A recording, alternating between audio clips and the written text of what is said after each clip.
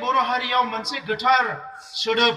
आङो हमनानै लायो आंनि गोसो गोरबोजों बे सोदोबानो जाबाय बड'लेण्ड जेखौ एनडिबिआ बड'लेण्ड होननानै बुंदों बे बड'लेण्ड एबा बड'लेण्ड बे सोदोबा मानो गोथार बे बड'लेण्ड सोदोबा बर' हारियाव सोलिजेननायनि सिगाङाव बर' हारिनि थासारिया माबायदिमोन नंगौ बै समाव जोंहा बर' थुनलाइ आफादा 1952 मायथाइयाव जोनोम जादों दुलाराय बर' फरायसा आफादा 1967 मायथाइयाव जोनोम जादों आरो बायदिसिना दाबि दाबाफोरखौ लाखिनानै सोमावसारनानै बर' हारिनि राव थुनलाइ सोलोंथाइ जौगानायनि हाबा मावदोंमोन नाथाय बड'लेण्ड सोदोबा जि समनिफ्राय बर' हारियाव फैदों बै समनिफ्राय बर' हारिया मालायनि सोबख'नाय नासयनाय थगायनाय गादबनायनिफ्राय उदां जानानै गावनि राव थुनलाइ हारिमु गावनि इज्जत मान सन्मानखौ लानानै बोरैहाय गोख्रों मोनसे हारि हिसाबै थांनानै थानांगौ बे खोथाखौ लानानै बर' हारिया सानजेनदों बियो बयनिख्रुइ गोथार सोदोब गुबुन हारिफ्रा जेला बड'लेण्ड सोमावसारनायखौ लैलैसैसै खालामो जोंखौ सोंखारियो जोंखौ उदखारि बायदि बुंनो नागिरो जोंखौ बायदिसिना सोदोबजों बिथांमोना बाहायो बै समाव आङो बिथांमोनखौ बुङो गुबुन हारिनि मेल मिटिङाव थांनानैबो बुङो आङो जे नोंथांमोना बड'लेण्ड सोदोबखौ मुगैनाङा बड'लेण्ड सोदोबखौ लानानै नोंथांमोना खर' सानो नाङा बड'लेण्ड सोदोबखौ लानानै नोंथांमोना हिंसा जानो नाङा बड'लेण्ड सोदोबा रावखौबो धंस खालामनायनि सोदोब नङा बड'लेण्ड सोदोबा रावखौबो गादबनायनि सोदोब नङा बड'लेण्ड सोदोबा रावखौबो नासयनायनि सोदोब नङा बड'लेण्ड सोदोबा मोनसे हारिया खौसे जानो हानायनि मोनसे सोदोब बड'लेण्ड सोदोबा मोनसे हारिया हारि हिसाबै थांना थानो हानायनि सिमां नुनाय हाबाफारि रनसायनाय बेखौ मोगथाङाव महर होनायनि थाखाय बाहायनाय मोनसे सोदोब बड'लेण्ड सोदोबा बयखौबो अननायनि सोदोब बड'लेण्ड सोदोबा बयखौबो बोजबनायनि सोदोब बड'लेण्ड सोदोबा बोजबलायनाय निमाहा होलायनायनि मोनसे सोदोब आरो दिनै मानगोनां रायजोफोर जोङो खौसे जानो हादोंबा बे मोनसे सोदोबनि थाखायनो खौसे जानो हादों बर' हारियाव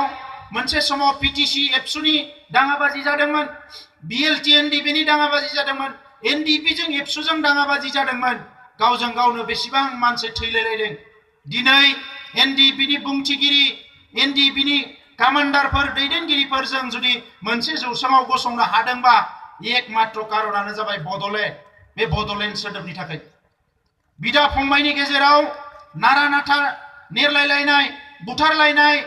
दिनै सैलायनो हायै बे गासैखौबो नेवसिनानै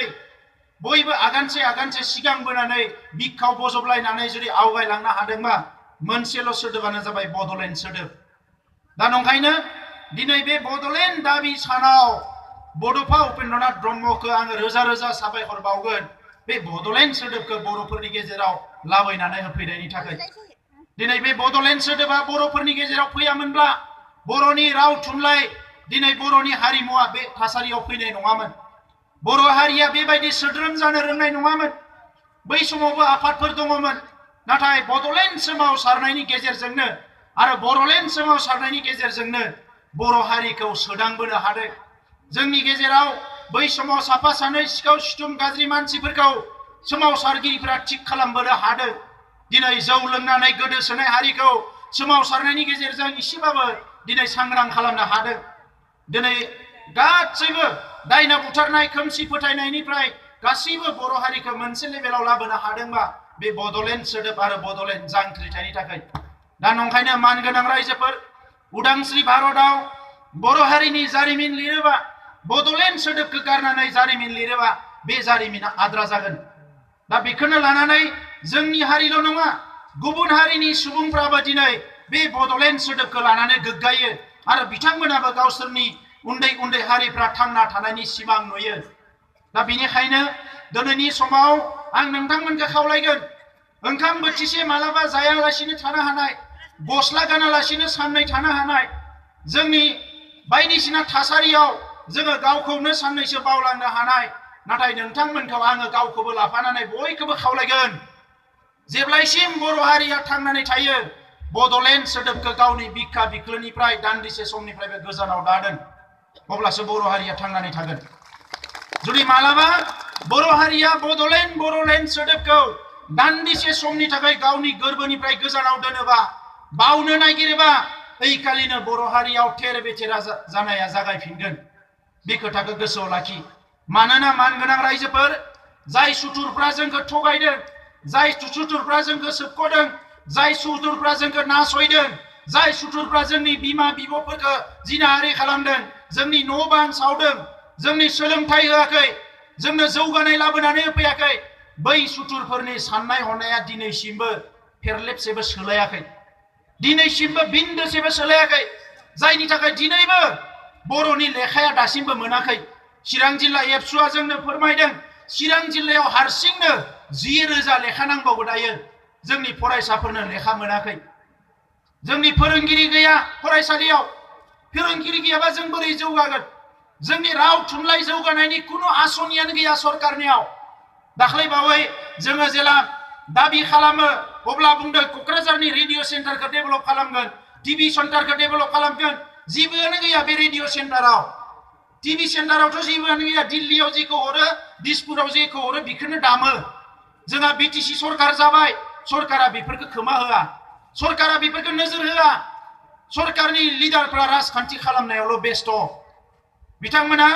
मानसिफोरखौ ओरै बुंलाय बायदिसिना जौगानायनि खोथा बुंफ्लानानै राजखान्थि खालामनायाव बेस्थ क'क्राझारनि रेडिअ सेन्टाराव 24 घन्टा बर'नि निउज बर'नि मोसानाय मुसुरनाय मेथाइ खननाय खोनानांगौ बे बिथांमोननि खामानि नङामोन नामा क'क्राझारनि टिभि सेन्टाराव जोंनि बैसागो जोंनि रंजानाय बाजानाय जोंनि मेल मिटिं हाबा हुखा बायदिसिना जों बयबो नुनांगौ बे बिथांमोननि खामानि नङामोन नामा दिनै बिथांमोना बेफोरखौ जेबो मावाखिसै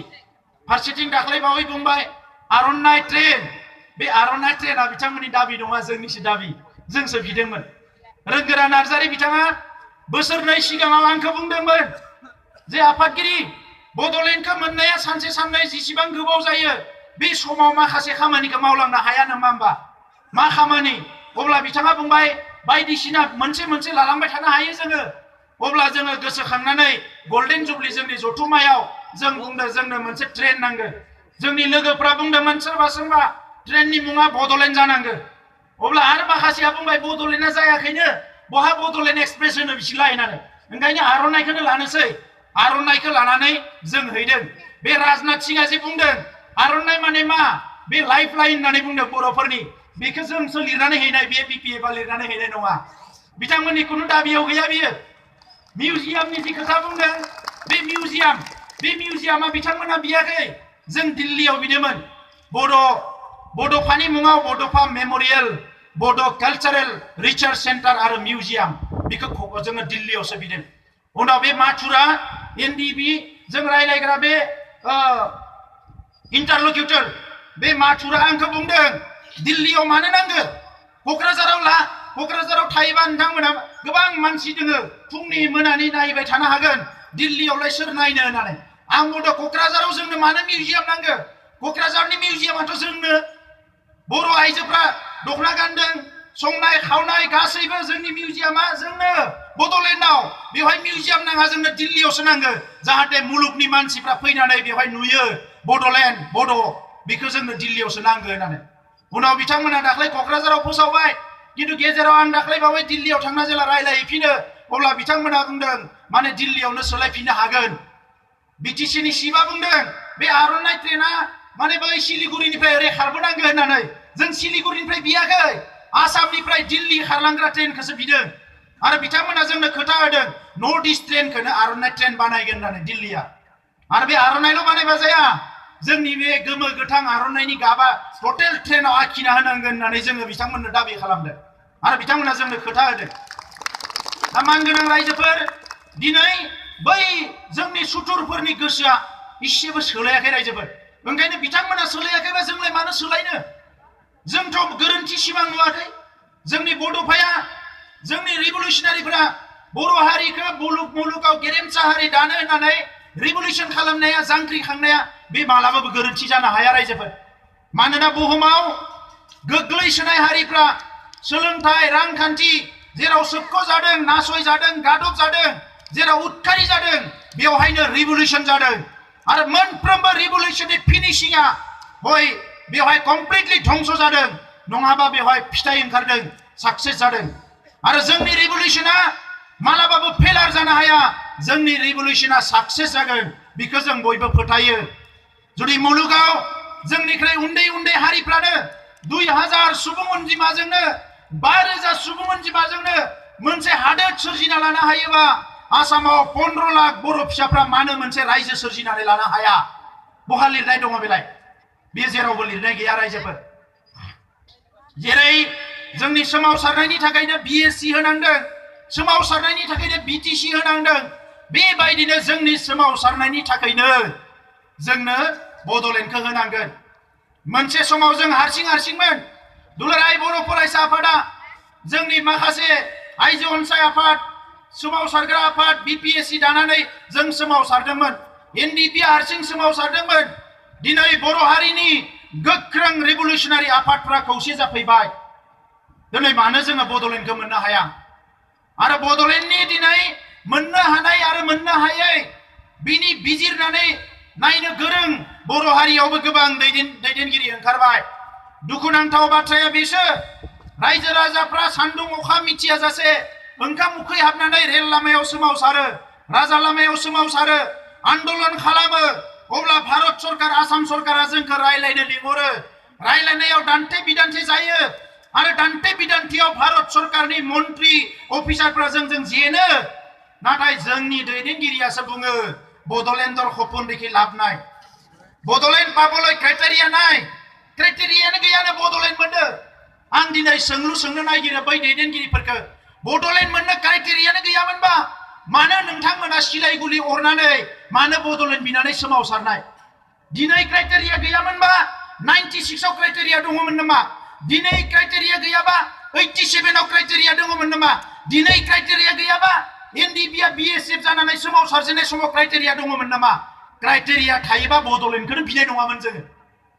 जोंनि ओनसोलाव लामा दालां गासैबो थाजोबनायमोनबा इउनिभार्सिटि थानायमोनबा रांखान्थियाव बर' हारिया जौगानायमोनबा 1000 जन आईएएस अफिसार थानायमोनबा 1000 जन आईपीएस अफिसार थानायमोनबा जोंनि कलेज स्कुल गासैबो आमेरिका लन्डननि बायदि जाजोबनायमोनबा बड'लेण्ड बिनांगौनि दरखारानो गैयामोन नङा होमबा रायजोफोर दिनै बिटिसिनि सिबा बुंदों आं बिथांमोनखौ सोंखारिनो फैयाखै रायजोफोर नाथाय खोथाखौ जेला बिथांमोना बुंबाय जोंबो बुंनांगोन मानोना जोंबो बिग्रायारि बिथांमोना बिग्रायारि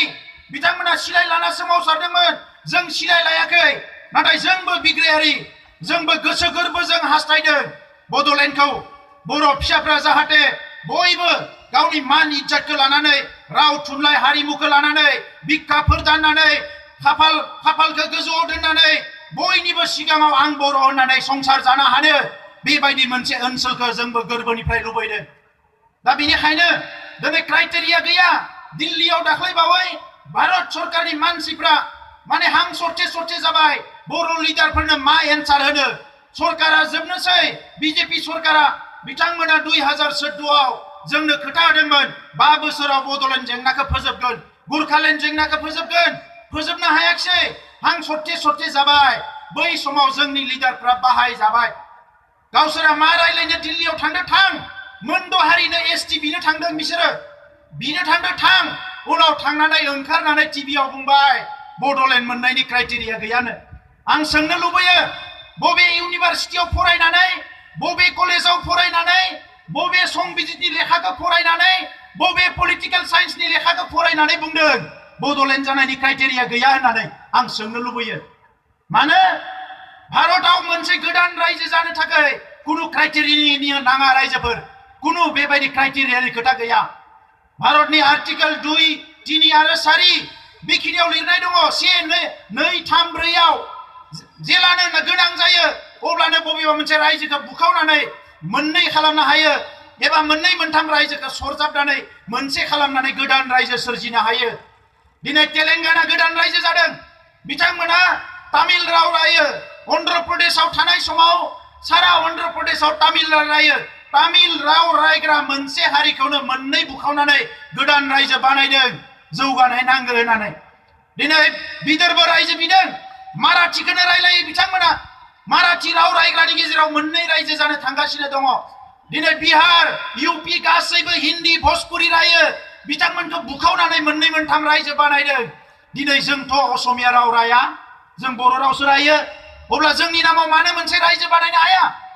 बिथाङा बुंदों IAS अफिसार नांगौ, माने हिउमेन रिसोर्स नांगौ, इनफ्रास्ट्राक्चार नांगौ। नागालेन्डआ रायजो जानाय समाव मा इनफ्रास्ट्राक्चार दङमोन? हाजो खंखराव मोनसे जिल्लाल'मोन, नागा हिल्स डिस्ट्रिक्ट, बेनो रायजो जादों। लुसाइ हिल्स डिस्ट्रिक्ट मिजोराम रायजो जानाय समाव जेबो गैया, हाजो खंखराव रायजो जाग्रा गोबाङानो मोजाङै ड्रेस गाननो रोंबावामोन। बे मानसिफोरनि थाखाय मिज' रायजो सोरजिनानै होदों। अरुणाचल रायजो सोरजिनानै होदों। मा दङ अरुणाचलाव? दाबो इन्डास्ट्रि मोनसे मोजां गैया अरुणाचलाव। मेघालयआव मा इन्डास्ट्रि दङ? खैला फानै फानै जायो खासि गार'फ्रा, मा इन्डास्ट्रि दङ? दिनै बिथाङा क्राइटेरिया नागिरदों। ओरैनो बर'फोरनि गेजेराव सावरि बादालि जानायाव रायलायनाया जुदा, जेराव माने आइ आफा रायजो राजाया दिनै जोंनि बिग्रायारिफ्रा सोरबाया जेलाव दङ, सोरबाया डिजिगनेटेड केम्पआव दङ, सोरबा गावनि बिसि फिसानि मोखांखौनो नुवाखै, थैजासे जेल जानो थांगासिनो दङ, फासि जानो थांगासिनो दङ। बर' आइ आफा रायजो राजाया बेखौ नुनानै खौसे जानानै ओंखारदों। बेबायदि समाव सोरबा सासेया मैयासिम रिभलिउसन खालामनानै दिनै जुदि बुङोबा बड'लेण्ड मोननायनि क्राइटेरिया गैया, बेखौ मा खालामनांगौ रायजोफोर? बेखौ बुंनायनि दाय जादों, बेखौ बुंनायनि दाय जादों।